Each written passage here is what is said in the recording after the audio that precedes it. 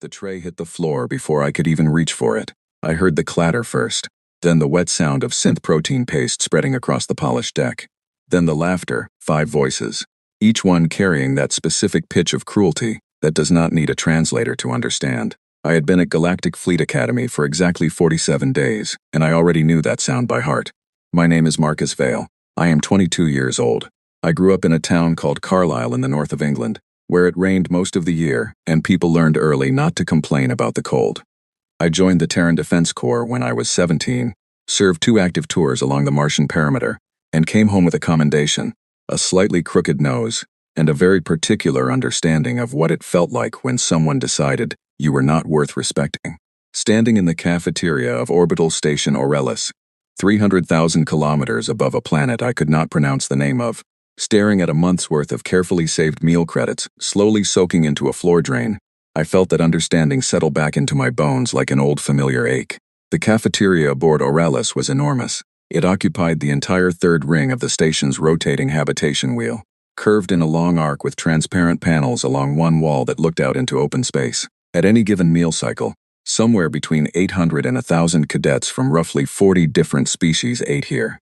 Some of them breathed a different atmosphere and sat behind sealed partition screens. Some of them ate things that would dissolve a human stomach in about 30 seconds. Most of them sat in clusters with their own kind and kept a careful distance from everyone else. Humans, as a category, were rare. I knew of 2 others on the station.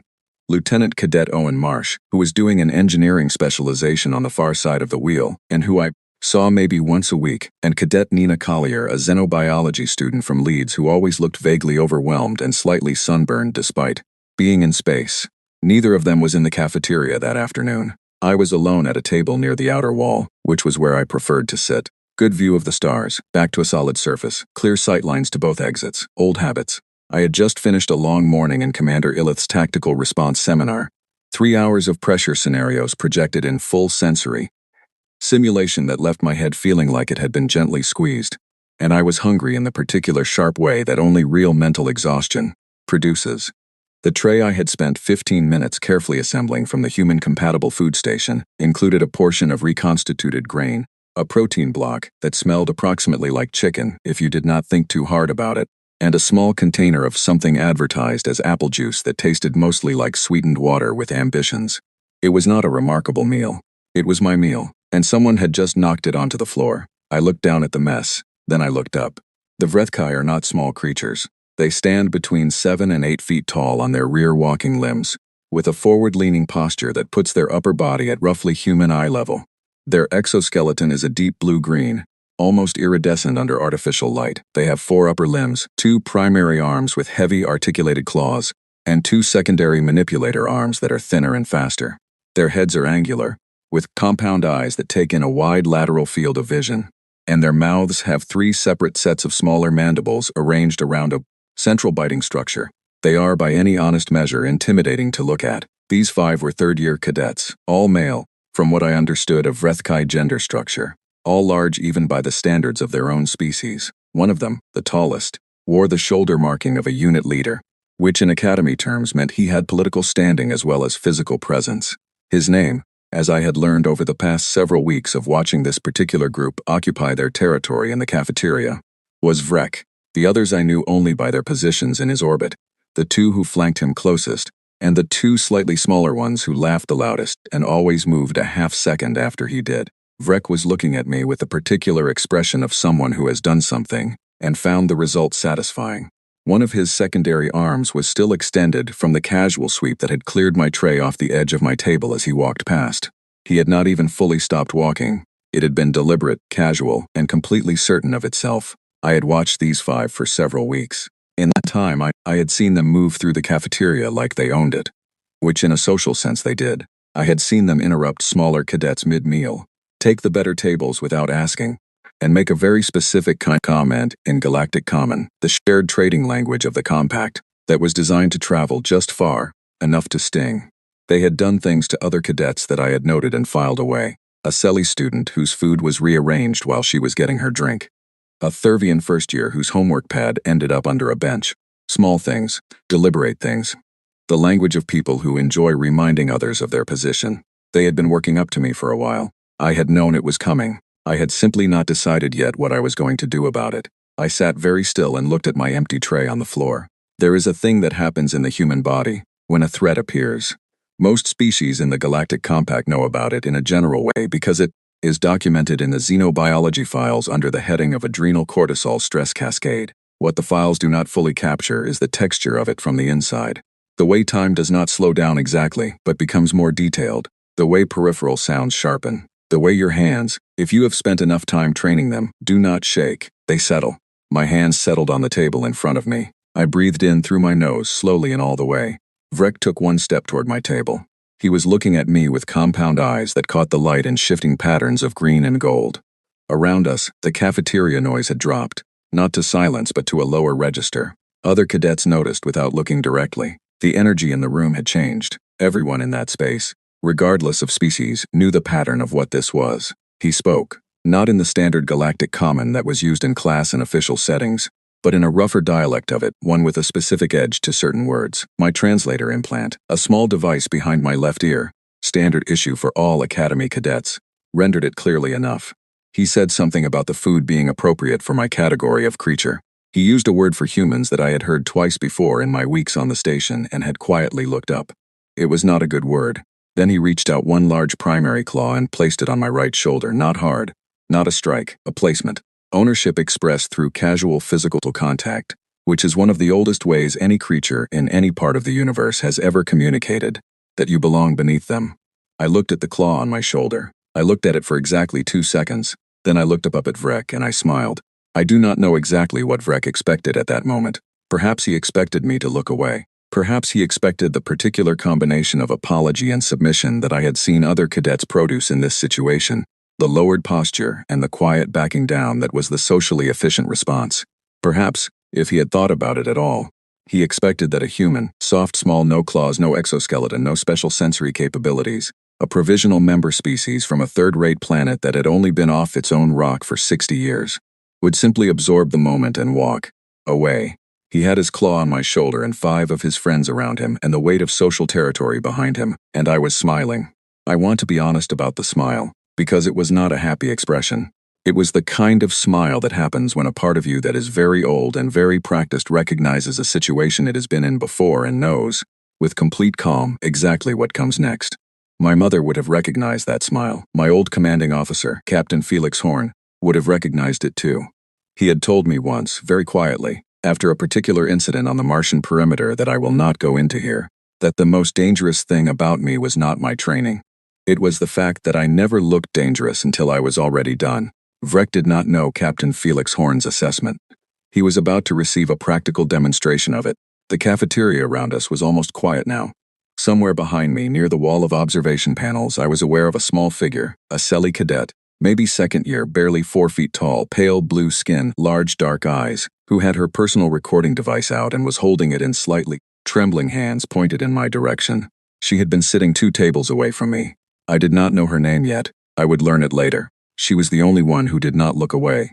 I took my eyes off Vrek's claw, looked back at his face and said, very quietly, in clear galactic common, "You are going to want to move that." He did not move it. He tilted his head at an angle that in Vrethkai body language communicated something between amusement and dismissal. And then I moved. There is a concept in human hand-to-hand fighting tradition that most other species in the compact do not immediately grasp. It comes from a very long history of human beings fighting other human beings, which is something humans did with extraordinary creativity and commitment for most of their recorded existence. That history produced, across dozens of cultures and thousands of years, a deep and detailed understanding of the vulnerabilities of the human body. And because humans all share the same basic architecture, that knowledge was endlessly tested and refined and passed down and improved. When humans began encountering other species, many of those in the compact assumed that human fighting techniques would become obsolete. After all, a Vrethkai is larger, heavier, and structurally armored. A Dreven has reflexes roughly twice as fast as a human. A Thurvian can exert crushing force with its secondary limbs that no human could match. On paper, in a direct contest of raw physical capability, humans lose almost every comparison. What the paper does not account for is adaptability. I had spent 3 weeks studying the publicly available xenobiology and anatomy files on every species at the Academy, not because I was planning anything. It is simply what I do when I am somewhere new and surrounded by unknowns. I read, I observe, I file information away. It is the same thing I did in every new posting in the Terran Defense Corps, and it had kept me alive and intact through situations that had not been gentle. I knew, for example, that the Vrethkai exoskeleton is thickest across the dorsal surface and the front chest plate. It is designed for forward-facing threats. The lateral joint connections, particularly at the second and fourth limb articulations, are covered by a thinner chitinous membrane that allows movement range but provides significantly less structural protection. I knew that their compound eyes, while offering wide-angle vision, have a processing lag when tracking objects that change direction quickly at close range. I knew that their primary claws, while powerful, require a wind-up motion of approximately 0.4 seconds to deliver full-force impact because the muscles driving them are built for sustained grip strength, not fast extension. I knew all of this the way a carpenter knows where wood is likely to split, not with malice, just with knowledge. 10 seconds is a long time when you know what you are doing. The first second, I pushed back from the table with my left foot, creating just enough space. Vrek's claw came with me. He had not released it, which pulled his balance fractionally forward. That fraction was enough. Second and third seconds, I turned inside his reach rather than away from it, which is the counterintuitive move that most opponents do not anticipate, because the instinct is to create distance. Close distance means his claw has no leverage. I was now beside him, inside the arc of his primary arms. His secondary manipulator arms were faster, but smaller, and reaching for me from the wrong angle. Fourth second. The lateral joint on his second left limb is located approximately where a human elbow would be. If a human elbow bent both ways, a sharp short impact there does not break anything. It sends a nerve signal that causes involuntary limb retraction. His left primary arm folded inward. He made a sound. Fifth second. The first flanking Vrethkai, the larger of the two who stood closest to Vrek, moved toward me. He moved from my right side, which was where he had been standing. I was already turning. His reaching motion carried his center of mass forward. I helped it along. The floor is very good at stopping things. 6th and 7th seconds. The second flanker had better instincts and came in lower. But lower, for a Vrethkai, means leading with the head, and the head has a triangular ridge above the primary eye cluster that, when introduced to a downward forearm strike, delivered with the full rotation of the human torso, produces a result documented in the xenobiology files under the heading of disorientation cascade. He sat down, not aggressively, he just sat down, like the decision to stand had become temporarily too complicated. 8th second. The third Vrethkai, one of the smaller two, had backed away. He was not a coward. He was simply processing. The fourth one tried to use that moment to come around behind me. I was already stepping sideways. 9th second. Vrek himself had recovered his balance and swung. It was a large swing. Large swings have a predictable geometry. I was not inside that geometry when it arrived. 10th second. I was standing 2 steps away from where I had started. All 5 of them were on the floor, or against the table in various configurations that were not comfortable, but were not permanently harmful. I knew exactly how much force I had used. Not more than necessary. The goal is never permanent damage. The goal is a clear and immediate communication. The cafeteria was completely silent. I looked at the 5 of them for a moment. Then I walked to the food counter, picked up a new tray, and went back to my table. Somewhere behind me, I heard the quiet sound of a recording device being lowered. I glanced over. The small Selly cadet was still there, perfectly still, dark eyes very wide. Her hands were no longer shaking. She was looking at me with an expression I could not fully read at the time, but would later understand as something between disbelief and a very specific kind of relief. I gave her a small nod. Then I sat down, opened my new container of mostly water apple juice, and started eating. The stars outside the observation panel were exactly where they had been before. The rotation of the station wheel continued at its steady pace. 300,000 kilometers below, the unnamed planet I could not pronounce turned quietly in the dark. 47 days into my time at the Galactic Fleet Academy, in a cafeteria that smelled of 100 different foods from 100 different worlds, I had just taught 5 cadets a lesson that no classroom on this station had scheduled. They lay on the floor. I drank my juice. It tasted like sweetened water with ambitions. But that afternoon, it was good enough. The next 18 hours were very quiet in a way that felt like the moment before a large wave arrives on a shore you are standing too close to.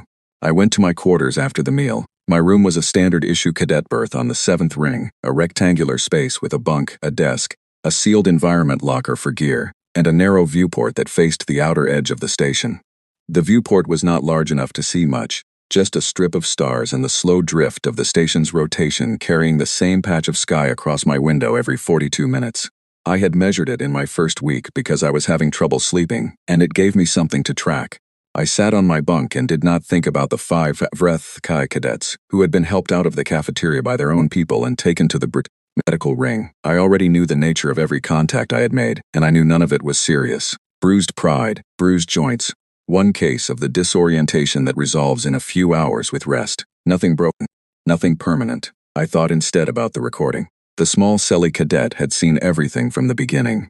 She had her device pointed at us before the first movement.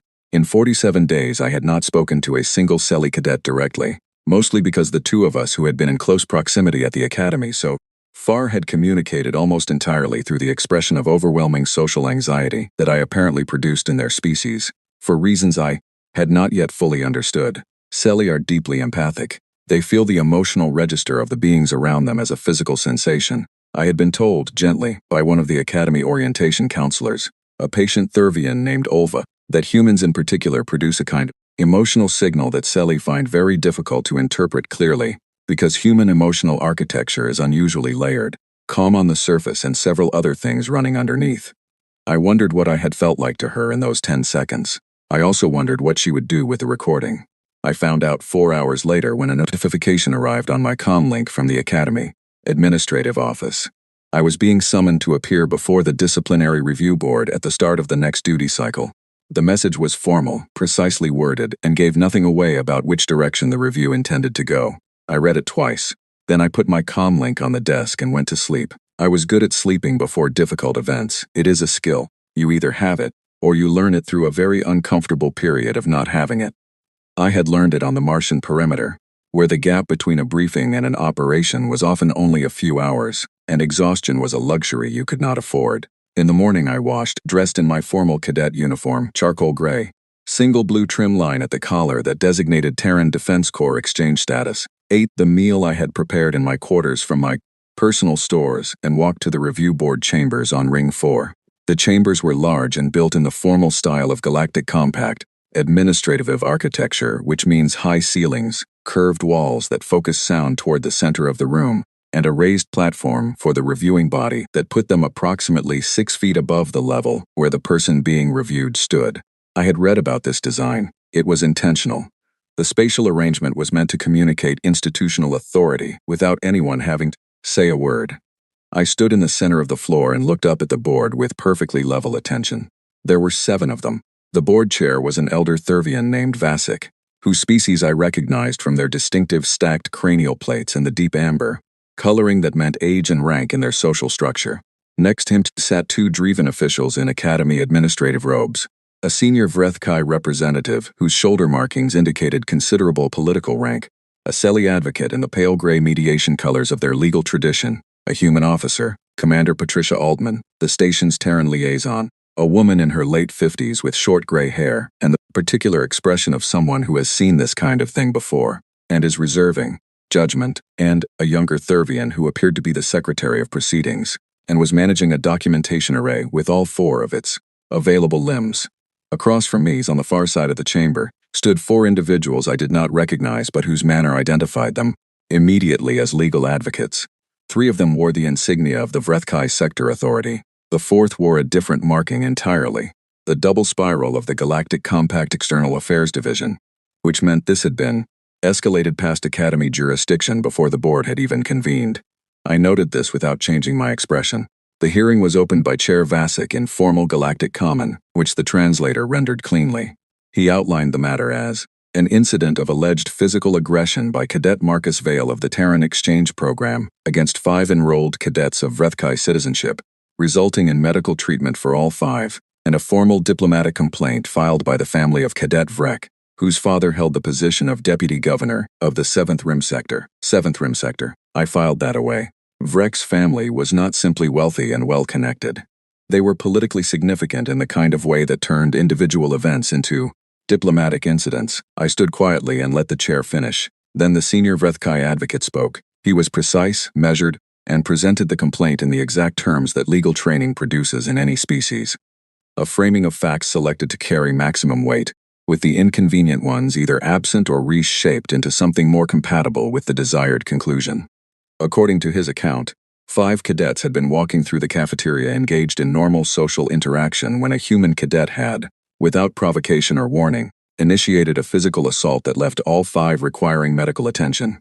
The incident represented, he said, exactly the kind of behavioral instability that critics of the Terran provisional membership had long warned was inherent to a species that had, within living human memory, been conducting large-scale armed conflict against itself.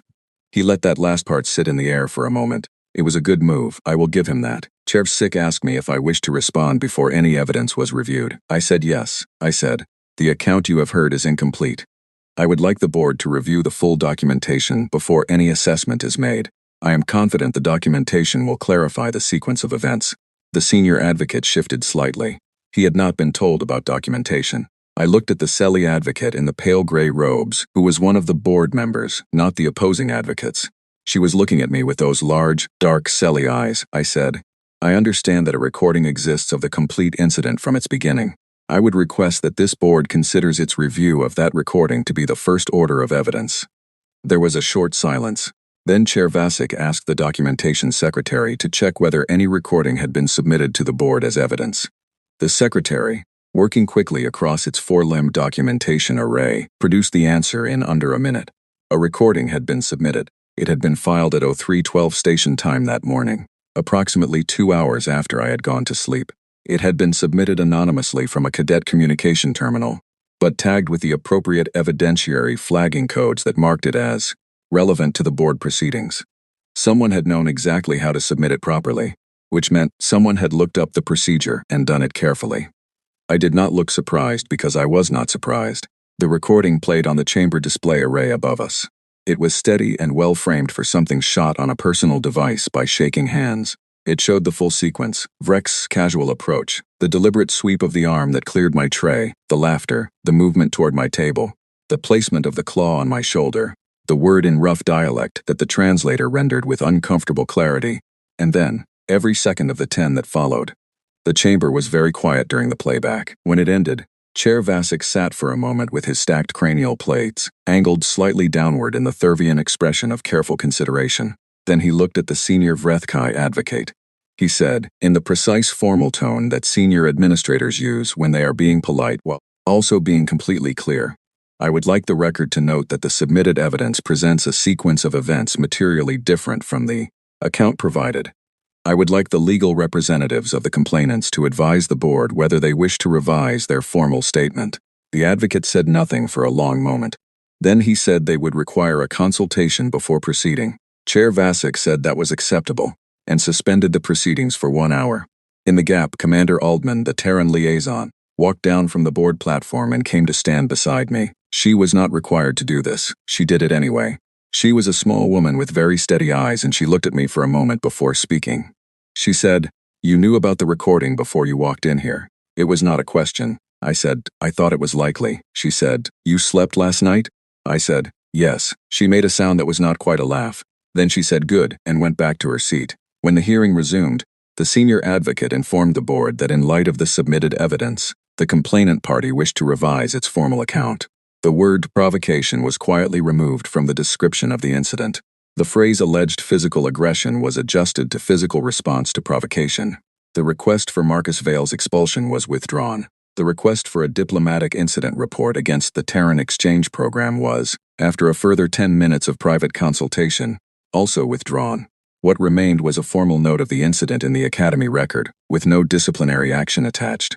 Chair Vasic added a secondary note, filed under his own authority, citing the right of all enrolled cadets to self-defense as documented in the Academy Code of Conduct, Section 7, Paragraph 3. The hearing was closed. I thanked the board for their time, turned, and walked out. In the corridor outside the review chambers, I stood for a moment and let out a slow breath. Not from relief exactly, more from the particular release of tension that comes after you have held very still for a long time, and the need to hold still is finally over. A door opened behind me. I turned. It was the Selly advocate from the board, not one of the opposing representatives, the board member herself. She was slightly shorter than me, and wearing the pale gray robes, and she was looking at me with those large dark eyes and a very careful expression. She said in careful galactic common, "You should know the recording was not submitted by you or by any human cadet." I said, "I know." She said, "You know who submitted it?" I said, "I have a strong idea." She looked at me for another moment. Then she said, "That cadet submitted it at 3 in the morning." She looked up the correct filing procedure, completed the evidentiary flagging herself, and submitted it from a public terminal so it could not be traced back to her. She is a first-year student. I thought about the small figure near the observation wall, the shaking hands that had stopped shaking, the dark eyes that had not looked away. What is her name? The advocate said. Leon. Her name is Leon. I said her name quietly, just to myself, just to make sure I had it. The advocate gave me a small formal nod and walked away. I stood in the corridor for another moment. Outside the narrow viewport at the far end, space was doing what space always does, being enormous and indifferent and full of stars. I had come to this station as a human cadet from a planet that the rest of the compact considered a minor, provisional, barely worth noticing addition to a very old community. I had come as the soft mammal from the third rock of an unremarkable star, carrying a history that other species either did not know or found difficult to take seriously. I had spent 48 days being looked through, looked past and, in the past 24 hours, looked at very carefully indeed. The charges against me had been quietly shelved. The 5 Vrethkai cadets were still in the medical wing. The recording existed now in the Academy's official evidence archive, and somewhere on this station, a first-year Selly cadet named Leon had stayed up until 3 in the morning to make sure the truth was on the record. I went back to my quarters. I made a cup of tea from my personal stores, real tea, brought from home, one of the 3 non-essential items I had been allowed in my kit, and sat at my small desk and looked out the narrow viewport at the slow turning of the stars. Then I opened my notes file and began writing down everything I had observed about the Academy's social structure in the past 48 hours that I had not yet recorded. There was a great deal to think about, and I had always found that thinking went better with tea. The recording spread faster than I expected, and in ways I had not predicted. I did not spread it. I had not asked anyone to share it. But the Academy communication network, which connected every cadet terminal on the station, was not a controlled system. It was an open mesh, designed for academic collaboration and interspecies communication.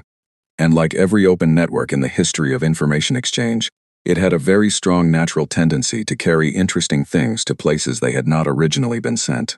By the end of the second day after the hearing, I was aware that cadets I had never met were looking at me in corridors with expressions I had to consciously categorize, not hostility, not quite admiration, something more careful than both, the expression of people updating a file they had previously considered closed. Humans at the Academy were a known quantity. There were files on us in the Xenobiology archives, introductory cultural briefings in the first-year orientation package, and a general institutional attitude that translated roughly as an unusual species, highly variable in temperament, historically unstable but showing improvement, with certain physical and cognitive quirks that make them worth including in a small number of specialized programs. We were tolerated. We were occasionally interesting. We were not, as a rule, considered particularly notable in a military and tactical context. That assessment was being revised. I noticed it first in small things. The cadets, who had previously moved past me in corridors, with the polite non-acknowledgement that is universal to every species that has decided someone is not quite worth full social recognition, were now making actual eye contact. The Thurvian second year, who shared my morning route to the tactical wing, gave me a formal chin lower, their version of a respectful nod, that I was fairly certain he had never directed at a human cadet before. 3 cadets I did not know sent messages to my comm link asking if I was open to joining study groups for the tactical response seminar. One of them was a Vrethkai, which I noted without comment. I accepted the study group invitations, as I needed the academic support, and also because refusing them would have been a social signal I did not want to send. I declined 3 separate requests from cadets, who wanted to talk about what had happened in the cafeteria as an event, rather than as a background context for working together. I was not interested in being a story. I was interested in passing my third-year modules. The thing I had not anticipated was Commander Illith. She found me 4 days after the hearing, not in a formal setting. She was waiting near the sparring hall on Ring 2 when I arrived for my regular individual training session, which I took 3 times a week at the quietest hour of the cycle when the hall was nearly empty. She was a Dreven, which meant she stood about a foot taller than me, and had the particular long-limbed physical structure of a species that evolved in lower gravity. Her coloring was a deep gray blue, and she had the 4 narrow, high-set eyes of her species that gave her a permanent expression of alert attention. She was the Academy's senior tactical combat instructor, which meant she had held the position long enough that cadets from 6 graduating classes spoke about her with the specific tone reserved for people who are genuinely excellent at something difficult. She was standing with her arms folded and looking at me with that 4-eyed alert attention as I came through the door. She said, "Show me."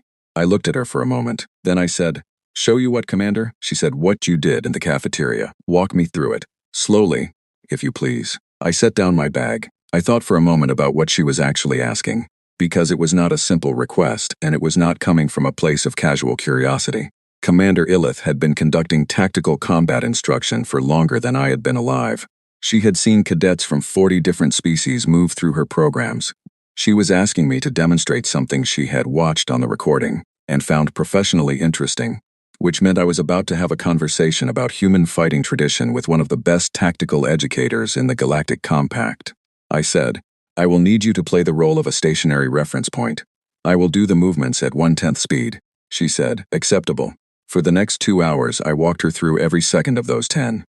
Not just the movements, the reasoning behind them, the Vrethkai anatomy file and which elements I had used, the concept of targeting joint articulations rather than armored surfaces, the geometry of working inside a longer reach, the principle of using an attacker's forward momentum as a component of the response rather than trying to stop it. She listened without interrupting. She asked 3 questions, all of those precise and pointed at exactly the right parts of the technique to indicate that she was not just following what I was saying but testing whether I understood it deeply enough to explain it clearly. At the end of 2 hours, she stood back and looked at me with a thoughtful expression for a long moment. Then she said, human ground combat history is documented in the archive. I have read the summary files. They are very long, I said. Yes. She said, the summary files describe roughly 12,000 years of continuous development in hand-to-hand fighting tradition, spanning multiple separate cultural lineages, most of which developed in parallel without significant cross-influence until the last several centuries, I said. That is approximately accurate, she said. And the core principle underlying most of those traditions, across cultures and periods and physical variations within your species, is what you have just shown me: efficiency, adaptability, using available information about an opponent's structure to identify the least defended path to the desired result. I said, that is one way to describe it. She looked at me with all 4 eyes in a way that felt like being very carefully measured. Then she said, I would like you to present a guest session to my advanced tactical cohort. Voluntary attendance. 1 cycle, 2 hours. You will teach what you know, and I will observe, and we will see what we learn. This was not a question, but it also was not quite an order. It was the offer of something, from someone who rarely offered things, and I understood the weight of it. I said, yes, Commander, I would be glad to. She gave me the Dreven affirmative, which is a brief, sharp downward tilt of the head, and left the hall. I stood in the empty sparring hall for a moment after she was gone and thought about what had just happened. In 40 days, I had gone from being the slightly inconvenient human cadet who sat near the observation window and ate his reconstituted chicken alone, to being the cadet that the most respected tactical instructor on the station had just personally invited to address her advanced class. I thought about what my commanding officer, Captain Felix Horn, had said to me once during my first posting. He had said, the galaxy is very large and most of it has not yet formed a final opinion about what a human being actually is. Your job, in every room you walk into, is to help it form a better one, not by arguing, by being. I thought he would have found this particular week moderately satisfying. There was something else that happened in those days that I have not yet mentioned, because it was smaller and quieter than the rest, and it mattered more than most of it. On the 3rd day after the hearing, I was in the cafeteria again. Same table near the observation wall, same time. I made a point of it, because returning to the same space without hesitation is also a kind of statement, and I preferred to make it once and clearly, rather than leave any ambiguity about whether I had been unsettled by the events of the week. About halfway through my meal, a small figure arrived at the edge of my table. I looked up. Leanne was a first-year Selly cadet. She was exactly as small as I remembered, barely 4 feet tall, pale blue skin with the faint bioluminescent flecks along her jaw that Selly display when they are experiencing heightened emotional input. She was carrying her meal tray carefully in both hands, and she was looking at me with large dark eyes of her species, which at full expression take up a remarkable proportion of a Selly face and make it essentially impossible to misread.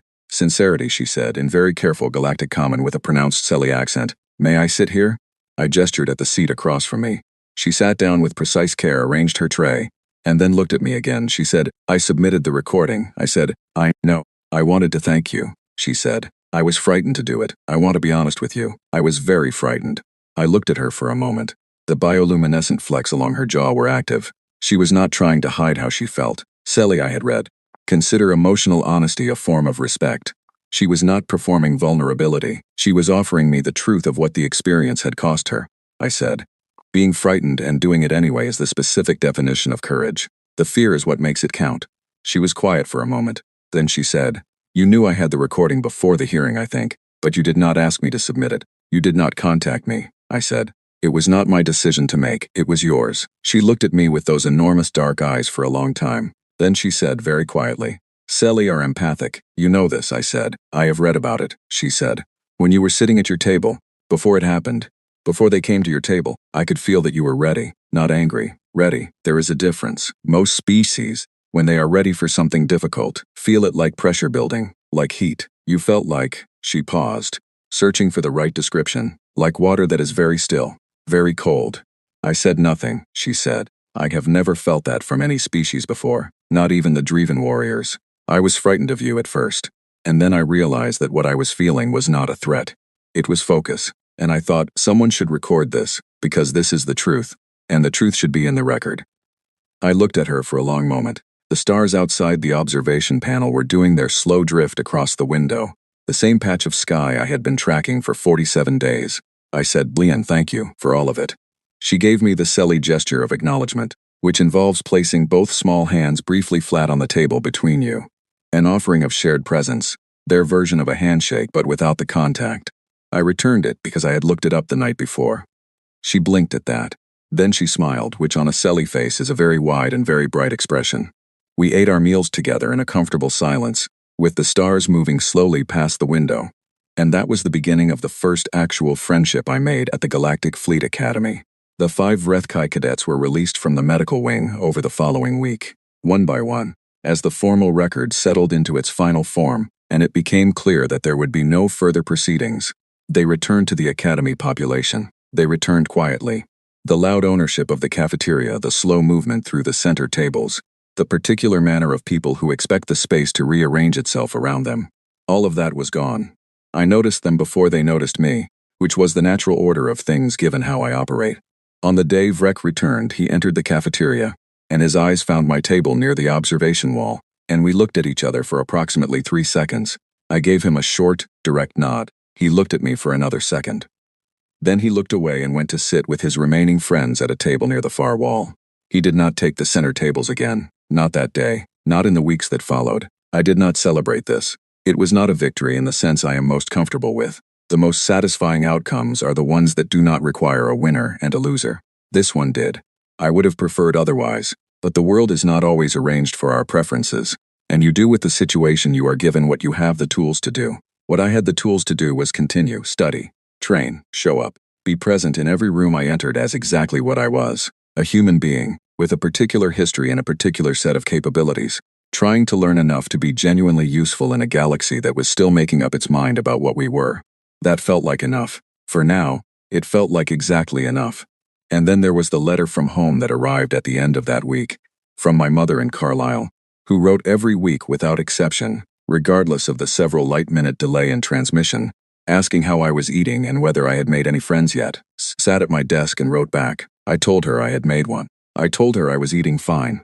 I told her the apple juice was still not great, but I was managing. I did not mention the cafeteria incident, because some things you do not put in letters to your mother. But I sat for a moment before I sent it and thought about everything those weeks had contained, and about Leanne with her shaking hands that had stopped shaking, and about Commander Illith wanting to know how a human body had processed those 10 seconds, and about the quiet way the center tables in the cafeteria had rearranged themselves without anyone officially saying anything. And I thought about what Captain Horn had told me. The galaxy is still making up its mind about what a human being is. Your job is to help it form a better one. I sent the letter. The transmission delay would carry it home in about 6 minutes and 23 seconds, which by my calculation would reach Carlisle somewhere around mid-morning. My mother would read it with her coffee and write back before noon. She always did. The session with Commander Illith's advanced tactical cohort was scheduled for the 14th day after the cafeteria incident, on a Thursday afternoon in the main sparring complex on Ring 2. I spent 3 days preparing, not because I was nervous. I was not nervous in the way that anticipation of difficult things usually produces nervousness. I was thorough, in the way that I am always thorough when something matters. I wrote out a full framework for the 2 hours, organized it by concept rather than technique, because techniques without underlying principles are just a collection of movements that only work in the specific circumstances they were practiced for. And I wanted this cohort to take away something more durable than a set of moves they had seen a human demonstrate once. The framework I built was based on 3 ideas that I had been thinking about since my first posting with the Defense Corps. The first was that every physical confrontation is an information problem before it is a physical one. The second was that the most consistent advantage in any such confrontation comes from accurate understanding of your own capabilities and your opponent's vulnerabilities, not from superior raw force. The third was that the instinct to create distance from a threat, to back away, is almost always the wrong choice when someone has already committed to aggression, because distance gives an attacker time to correct and adjust, and the goal is to deny them exactly that. These were not new ideas. Versions of them existed in the combat traditions of multiple species. But the specific architecture of how humans had developed and refined them, across 12,000 years and dozens of parallel cultural traditions on a single small planet, had produced a body of practical knowledge that was unusual in the compact for its sheer depth and diversity. We had not had the benefit of peaceful planetary unification under a single governing structure for most of our history. We had fought each other, constantly and inventively and at great cost. And out of that terrible history we had built something that, from a purely technical standpoint, was remarkable. I had never thought about this as something to be proud of. It was simply what it was. But standing in the sparring hall on Ring 2, facing 32 cadets from 11 different species, I thought about it more carefully than I had before. Elith's advanced tactical cohort were not first years.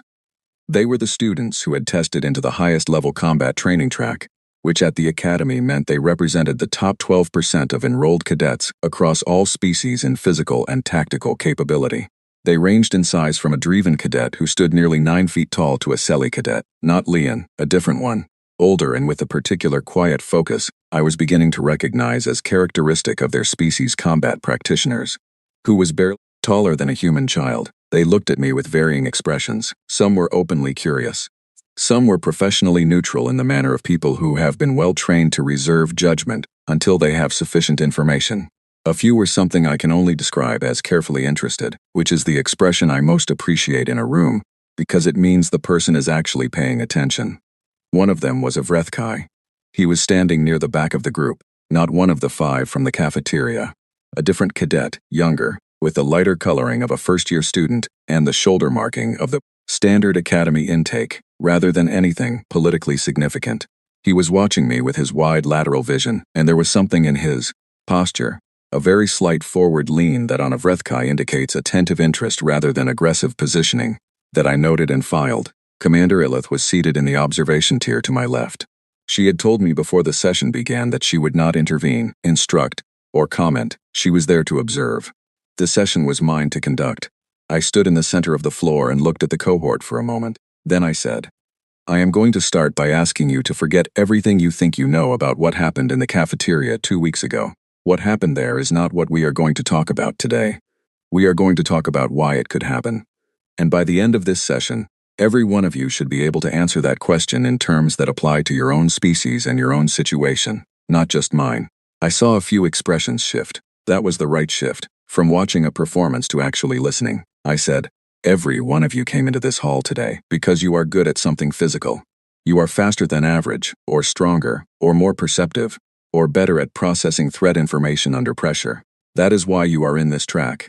That is real and it is worth having. But I want to propose to you that the most important thing that will determine the outcome of any genuine physical confrontation is not the attribute that makes you strong. It is the attribute that keeps you from being wrong. Silence good, I said. When I was 19 years old and posted to the Martian perimeter, I was in a 2-person patrol unit that walked into an ambush set by a group of insurgents who were significantly larger, better armed, and higher in number than us. We survived that ambush, not because we were stronger, because in the 3 seconds between identifying that we were in a bad situation and choosing a direction, my partner and I had already processed enough accurate information about the space we were in to select the only viable exit. I paused. 3 seconds. Every other quality we had was meaningless if those 3 seconds produced the wrong answer. Everything I am going to show you today is about building the capacity to use those 3 seconds better. The next hour and 40 minutes were the most engaged I had felt inside a classroom setting since arriving at the academy. The cohort asked questions that were sharp and specific and built on each other, rather than circling the same surface observations. The Draven cadet had a particular gift for identifying the structural principles behind each demonstration and articulating them in the shared language with a precision that would have served him well in any formal academic setting. The silly combat practitioner at the back asked almost nothing but moved to the front of the group during every physical demonstration and watched with a quality of attention that I understood as the highest form of compliment her species offered in a learning context. And the young Vrethkai cadet at the back edge of the group stayed where he was for the first hour, listening with that careful forward lean. In the second hour, when I invited anyone who wanted to participate in a live demonstration of the close-range geometry principle to come forward, he was the first one to move. His name was Keth. He told me this when he took his position across from me on the demonstration floor, with a directness that I appreciated. He said his name and his year and his specialization track, tactical navigation, and then he said, "I understand the principle you described. I want to feel whether my anatomy responds to it the way you described," I said. "Thank you, Keth. That is exactly the right reason to volunteer." We worked through the demonstration slowly, at a fraction of live speed, and I talked the cohort through every element of it in real time. Keth was a good partner for this. He did not tense against the movements or try to resist them at a speed that would have made the demonstration incoherent. He moved at the pace that the demonstration required, and when I indicated the joint articulation point that I had identified in the cafeteria as a primary target, he reached down and touched it himself, feeling the membrane, understanding with his own hand what I had understood from a file. He straightened up and looked at me. He said, "That is a significant vulnerability." I said, "Yes." He said, "Is it documented in the Academy's current combat training files for Vrethkai cadets?" I said, "Not in the detail it deserves." He looked at me for another moment. Then he said, in the very straightforward manner of someone who has decided to say something and is going to say it completely, "The 5 cadets who were in the cafeteria are from families with significant political standing. I am not. I want you to know that I find what happened in that cafeteria, the entire sequence, to be a matter of record that reflects poorly on those 5 cadets and not on you. I say this not as a diplomatic statement. I say it because it is accurate." The hall was very quiet. I looked at Keth for a moment. He was a first-year student. He was standing in front of 31 other cadets and the most respected tactical instructor on the station, and he had just said something that was politically risky and personally honest, and he had said it directly and clearly without performance. I said, "I appreciate that. Thank you." He gave me the Vrethkai acknowledgement, both primary claws briefly open, head tilted to a neutral position, and stepped back to the edge of the group. I resumed the session. At the end of the 2 hours, Commander Illith came down from the observation tier. The cohort waited. She stood at the edge of the floor and looked at me for a moment with those 4 narrow, high-set eyes. Then she said to the cohort, "What Cadet Vale has shown you today is available to every one of you, regardless of species or physical architecture. The specific techniques transfer differently by body type.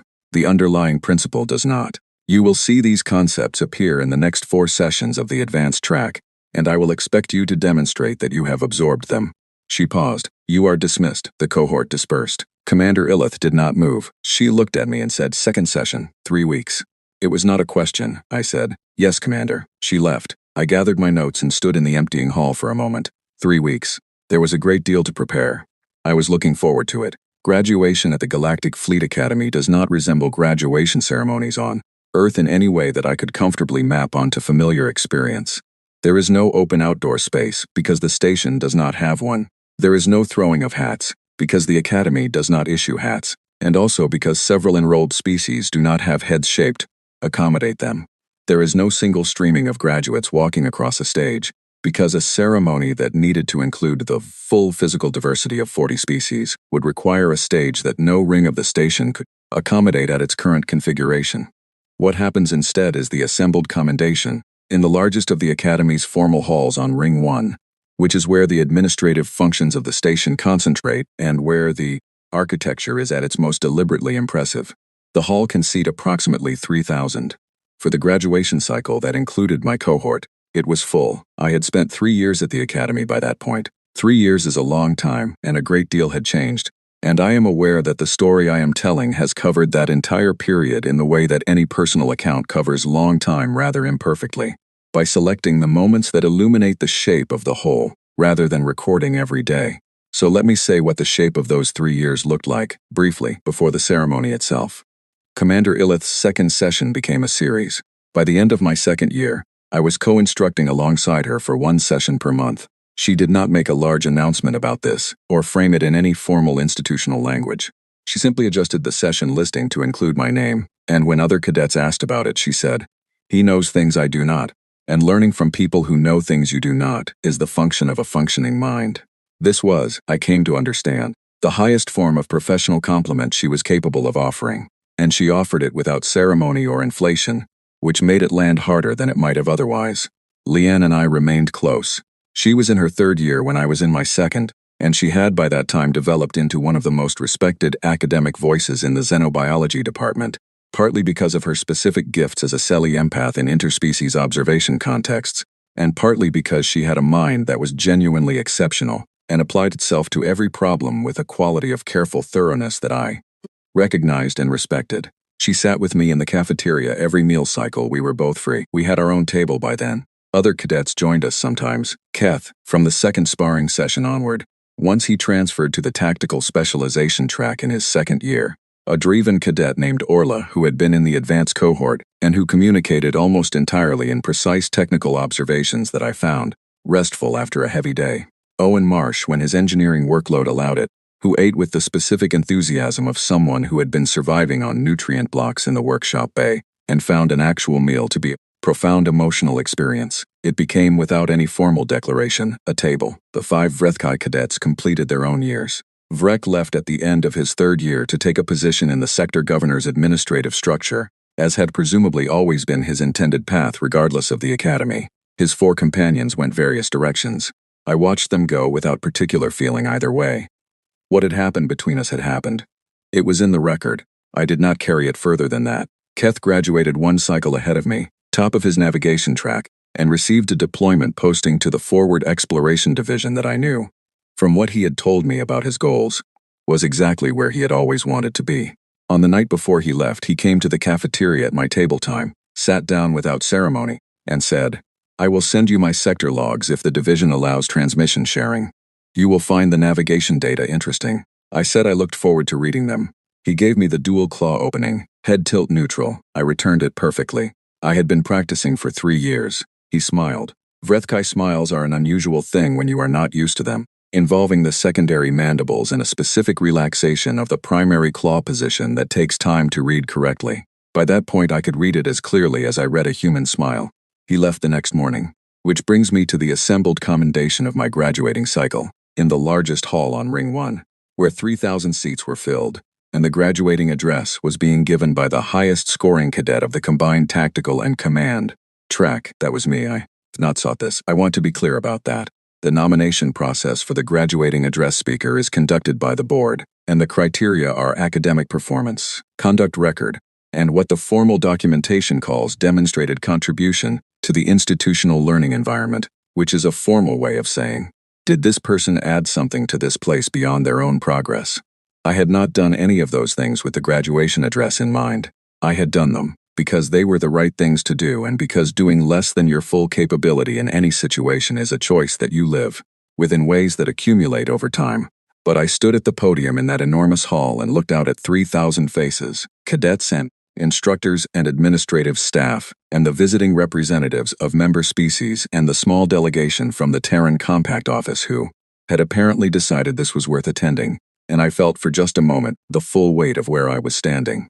A cadet from Carlisle, a Defense Corps veteran, a human being on a space station 300,000 kilometers above a planet he still could not pronounce the name of, standing at the podium of the Galactic Fleet Academy, giving the graduating address. My mother was going to hear about this. I had already decided I was going to call her the moment the ceremony was over, and she was going to say something specific that I could not fully predict, but that I knew would involve the phrase I always knew, delivered in the exact Northern English tone that somehow manages to be both completely understated and absolutely enormous at the same time. I straightened my uniform, I looked at the hall, and I did not talk about the cafeteria. That was the first decision I had made when I started drafting the address, and I held to it. The cafeteria was not the point. It had never been the point. It was a single event from a single afternoon 3 years ago, and whatever people remembered about it, I did not want the last thing I said at this academy to be about a fight. I talked about Earth. I talked about what it means to come from a planet that nearly ended itself several times before it reached the stars. Not as a confession or an apology, As a statement of record, humans made extraordinary mistakes across a very long history. We fought each other over resources, over beliefs, over the specific shapes of lines drawn on maps. We polluted the air we breathed and the water we drank, and the soil we grew food in. We built weapons capable of ending all complex life on our planet, and then lived for generations under the specific daily weight of knowing those weapons existed. We were not a species that arrived at space travel because we had resolved our nature. We arrived because we were still here, which is a different thing entirely, I said. Being still here is not the same as being good, but it is the necessary condition for becoming better. Every generation of humans that did not give up on the project of trying to be better than the previous one carried that possibility forward. Not heroically, often not even consciously, just by surviving and continuing and passing something forward to the next group of people who had to figure out what to do with the world they had been handed. I said, I came to this academy because the Terran Compact decided that offering a cadet exchange program was the next step in demonstrating that we were worth knowing. I leave this academy because I believe that is true, not because humans are stronger or smarter or more capable than the other species represented in this hall. We are not, in most individual metrics, superior to most of you. What we are, as far as I can tell after 3 years of studying alongside you and training alongside you and eating mediocre, reconstituted food alongside you, is persistently, stubbornly, inconveniently unwilling to accept that the current state of things is the final state of things. We carry an instinct toward improvement that is sometimes catastrophic in its application and occasionally remarkable in its outcomes, I said. This galaxy is very large and most of what it contains has not yet been encountered, understood, or appreciated. The Academy prepares us to go and do the encountering and understanding and appreciating, which is a task that will require, in my experience, the specific capabilities of every species represented here, not as complementary elements in a ranked hierarchy, as genuine collaborators in a project that is larger than any of us. I paused. I looked out at the hall. 3,000 faces. 40 species said. I want to acknowledge one person before I close. She is in this hall today, graduating from the xenobiology track. She is a Selly cadet named Leon, and in my first year at this academy, she did something that required more courage than anything I did in the cafeteria 3 years ago. She stayed in a difficult room, kept her eyes open, documented the truth, and then got up at 3 in the morning and made sure it was on the record. I was asked to speak here today because the board said I contributed something to this institution.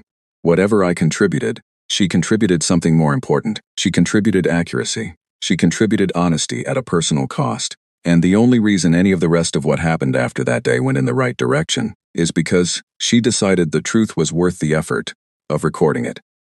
I looked at the section of the hall where the xenobiology graduates were seated. Leon was looking at me with her enormous dark eyes, and the bioluminescent flecks along her jaw were active and very bright. And she was not crying because Selly do not cry in the way humans do, but there was an expression on her face that, in 3 years, I had learned to read as clearly as I read any human expression, and it meant, I see you and I am glad we are here and this matters. I gave her a small nod. I looked back at the full hall. I said, 3 years ago, someone spilled my lunch. It seems like a small thing to have mattered as much as it did. But nothing happens in isolation. Everything is connected to what surrounds it. I was in that cafeteria. Leon was in that cafeteria. The recording exists. You are all here now. Small moments are the material from which everything larger is built. I paused for the last time. Thank you for 3 years that I will spend the rest of my life thinking about. I stepped back from the podium. The hall was quiet for approximately 3 seconds, which in a space that large and that full is an unusual and very specific kind of quiet. The kind that is not the absence of response but the gathering of it. And then it was not quiet at all. After the ceremony, in the corridor outside the hall, with the noise of several hundred simultaneous graduation conversations echoing from every direction, I found a quieter alcove near a viewport and called my mother. She answered on the second signal, which meant she had been waiting. I told her it had gone well. She said, I know. I watched the transmission. The delay was terrible, but I heard every word. I said, You watched the transmission? She said. Commander Aldman arranged it. She sent me the access code 2 days ago. She said you would probably not think to tell me it was being broadcast, and she wanted to make sure I did not miss it. I thought about Commander Aldman, with her short gray hair, and her expression of reserved judgment that had turned, over 3 years, into something that felt more like quiet, steady support. Then I thought about her taking the time to contact a woman in Carlisle and send her an access code. Without saying anything to me about it, I said, I will have to thank her. My mother said, she sounds lovely. I sent her a message already. I laughed. It was a proper laugh, the kind that catches you slightly off guard with how good it feels. My mother always had that effect, she said. Are you eating properly? I said the apple juice is still not great, she said. Come home soon. I said I will. After the call, I stood at the viewport for a moment. The stars were doing what stars do, enormous and indifferent and beautiful. The station's rotation carried the familiar strip of sky across the window. I had watched it for 3 years. I knew its pace the way I knew my own heartbeat. Later that evening, there was a gathering in the common area of the graduating wing, informal and unscheduled. The kind of thing that assembles itself naturally when a large group of people finish something significant together and are not yet ready to go back to their rooms and be alone with the end of it. I went. Leanne was there, and Orla and Owen Marsh, who had apparently saved an entirely contraband bottle of something from his engineering supplies that he was extremely vague about the origins of, and that turned out to taste surprisingly acceptable in small amounts. At some point in the evening, I looked across the room and saw a familiar figure standing near the far wall. He had arrived quietly and was holding a small drink container, and looking around the room with the careful, assessing attention that I recognized as the Vrethkai habit of reading a social space before committing to a position within it. He was in civilian clothes rather than cadet uniform, which meant he had already processed out of the academy population. It was Keth. He had come back for the ceremony from his deployment posting, which I later learned he had requested leave for specifically, and which his division had approved without making much of it. He crossed the room when he saw me looking at him. He stood across from me and we looked at each other for a moment. He said, "Your address was good." I said, "Thank you for coming back," he said. "I told my navigation partner about the 3rd session from your co-instruction series, the one on the pressure-based decision model. She is applying it to navigation scenario training. It works." I said, "That is very good to hear." He was quiet for a moment. Then he said, "I want to say something that I have been thinking about since my first year when I came to your sparring session." I waited. He said, "My species has a long formal history. Political structures that are many generations deep. There are things that are expected of Vrethkai who carry the markings I carry, in terms of what we consider, who we associate with, what we treat as worth our time. I was taught that humans were a footnote, a new and not particularly relevant addition to a very old story." He paused. The secondary mandibles shifted in a way that I could now read as the precursor to a thought being completed. He said, "You are not a footnote. I want that stated clearly. For the record," I said. "Noted. Thank you, Keth." He gave me the dual claw opening, head tilt neutral. I returned it. We had been exchanging that greeting for 2 years, and it had never felt like a performance. He stayed at the gathering for another hour. He left before midnight, Carlisle time, which is the clock I still keep in my head regardless of how many different time systems the station operates on.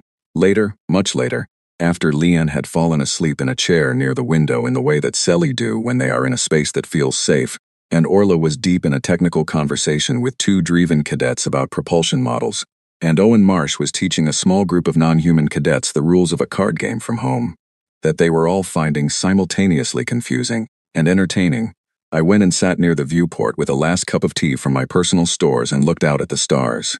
3 years. I thought about the first day, the small room, the viewport with the strip of sky I had started timing on the second night because I could not sleep. I thought about the cafeteria, the tray, the 10 seconds, the hearing. Leanne at 3 in the morning, looking up filing procedures on a public terminal. Because she had decided the truth was worth the effort of making sure it landed in the right place. Commander Illith saying, "Show me." Keth stepping forward to volunteer for a demonstration in a hall full of people watching him. The graduation address in the full hall. I thought about what Captain Horn had said. The galaxy is still making up its mind about what a human being is. Your job is to help it form a better one. I thought, I do not know if I helped. I do not know if 3 years and 1 fight in a cafeteria and a series of sparring sessions and a graduation speech moves a galaxy's opinion by any measurable amount. The galaxy is very large. It has been forming opinions about species for a long time, and those opinions are not easily shifted. But Leanne was here. Keth was here. Orla and Owen and Commander Aldman, and even, somewhere on the other side of a long transmission delay, my mother who had watched the ceremony and sent a message to a person she had never met because that person had been kind. Small moments are the material from which everything larger is built. I drank my tea. Outside the viewport, the stars were exactly where they had always been. I picked up my comlink and wrote a message to my mother. It said, "I think they are starting to get it, Mum.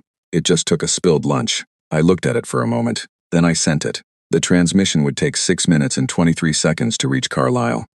She would read it in the morning with her coffee. She would know what I meant.